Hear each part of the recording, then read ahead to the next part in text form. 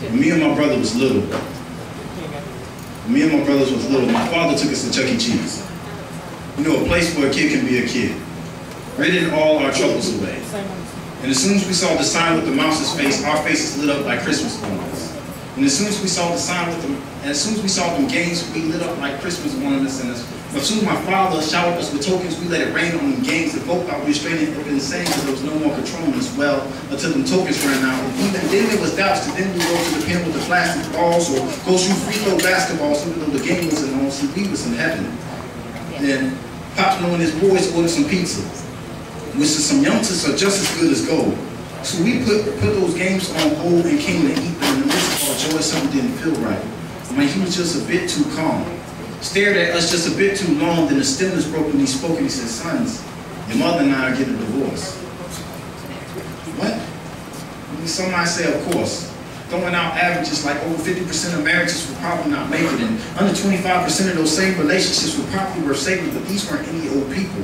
These were my parents. And now my father's trying to sit here and explain to me how they love just went out on vacation. And after 13 long years of marriage, there was no more sacrifices worth taking. And this had two little boys sitting in Chuck E. Cheese looking so confused, only hoping for their parents to change their views, but they didn't. Because from then on, the house became a war zone. Me, my brother, and two little sisters were getting caught up in the crossfire. And saying anything to either side would just add more fire, so we just sat feeling so alone. Feeling divided in our own homes. See, love don't live here no more. Was spread like cancer throughout the family.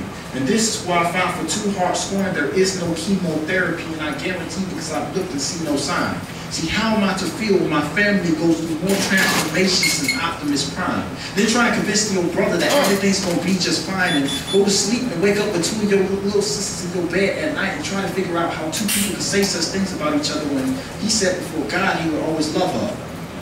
And she said before God she will always love him. And now when things have gotten grim, their tolerance for each other has gotten slim. You know what? Fuck marriage. And fuck Chuck E. Cheese. I mean, how would you like to be reminded that your parents aren't together every time there's a Chuck E. Cheese you pass by? 2 people you thought would be together for the rest of their lives just split like bananas. Like not even Jesus can save this. Which made me kind of blue like Miles Davis, but there's one thing for sure, we'll never look back. We're too strong for that. No longer we be wading in the water to only be eventually fully submerged in our own questions, drowning in our self-pity. And believe me, when my father told me the news, I felt like God was against me. And if I shared the same skin with the whole world, y'all still couldn't feel me, but don't console me. Just know that that day at Chuck E. Cheese, I will never forget. Back talk? All right. So, we're back on this journey, right?